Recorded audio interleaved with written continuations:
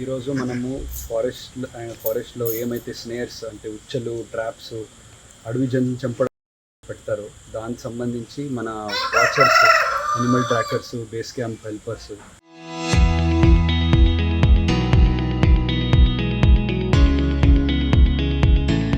వీళ్ళందరూ కలిసి చాలా ఎఫర్ట్ పెట్టి వాళ్ళ లైఫ్ని కూడా రిస్క్లో పెట్టి చాలా ఎఫర్ట్తో ఇది చాలా టఫ్ వెదర్ కండిషన్లో టఫ్ టెరెన్ కండిషన్లో ఇదంతా స్నేర్ తీశారు. ఇది ఎన్నో నెలల నుంచి వాళ్ళు తీస్తే ఈరోజు ఇంత మనం ఒక ప్రదర్శనలో పెట్టి వాళ్ళు చేసిన ఎఫర్ట్ని గుర్తించి రివార్డ్ ఇవ్వబోతున్నాము.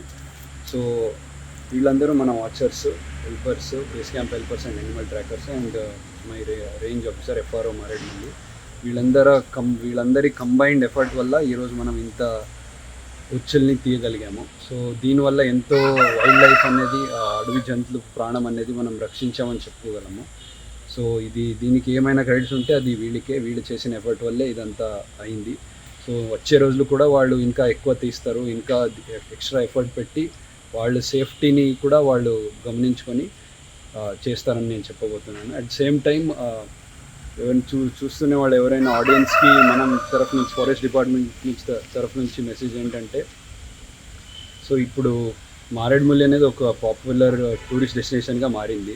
వచ్చే రోజుల్లో ఇంకా పెద్ద టూరిస్ట్ డెస్టినేషన్గా వస్తుంది. సో దీంట్లో ముఖ్యమైన పాపులర్ అట్రాక్షన్ అనేది forest and wild life. So మనం ఎంత కాపాడుకుంటామో అంత ఎక్కువ మంది వస్తారు, అంత టూరిస్ట్ వస్తారు, దానివల్ల అంత లోకల్ ఎకనామీ బూస్ట్ అవుతుంది. దాన్ని స్టాప్ చేయండి. దీనివల్ల ఫారెస్ట్ కూడా బాగుంటుంది, వైల్డ్ లైఫ్ నంబర్స్ కూడా ఎక్కువ అవుతుంది అండ్ దీనివల్ల మీకే ఉపయోగం అవుతుంది.